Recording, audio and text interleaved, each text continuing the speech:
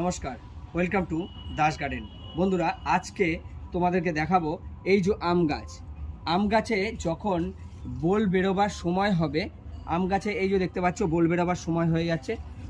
এখন কিন্তু আমের বোল বেরোবার সময়। এই আম গাছে যখন বোল বেরোবে বন্ধুরা, তখন কিন্তু একটা জিনিস খুবই গুরুত্বপূর্ণ মাথায় রাখতে হবে। মাটি সব সময় ঝুরঝুরা রাখতে হবে। গোড়ার মাটি, এই যে গোড়ার মাটি দেখতে পাচ্ছ, আমার গোড়ার মাটি কিন্তু পুরো একদম দেখো ঝুরঝুরা। গোড়ার মাটি ঝুরঝুরা রাখতে হবে। আর জল, এতে যে আমরা জল দেব, জল কিন্তু এই যে গোড়া মাটি যখন পুরো শুকনো হয়ে যাবে তখনই কিন্তু এতে গোড়ায় জল দেব।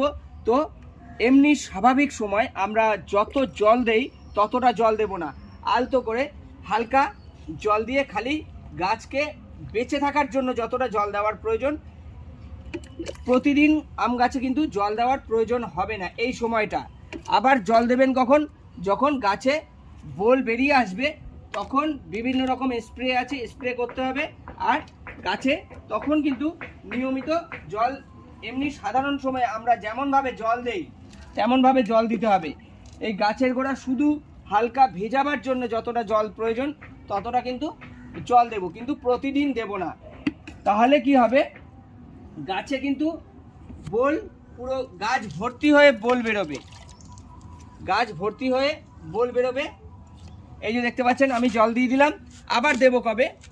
আবার দেব ঠিক 2 থেকে 3 দিন পরে আবার আম গাছের গোড়ায় জল দেব। আর মাটি কিন্তু এই যে আজকে জল দিলাম, আগামী দিন কিন্তু এর গোড়াগুলো আবার একটু হালকা করে লুজ করে দেবো। এই যত দেখতে পাচ্ছ আম গাছ, সব কটা আম গাছের গোড়া কিন্তু সেইভাবে হালকা করে আবার ঝুরঝুরে করে দেবো। তাহলে কি হবে, ভিতরে রসটা থেকে যাবে, গাছের মাটির ভিতরে রস থেকে যাবে আর উপরের মাটিটা শুকনো থেকে যাবে। তাতে হবে কি, গাছ ভর্তি হয়ে ঝাঁকিয়ে মুকুল আসবে।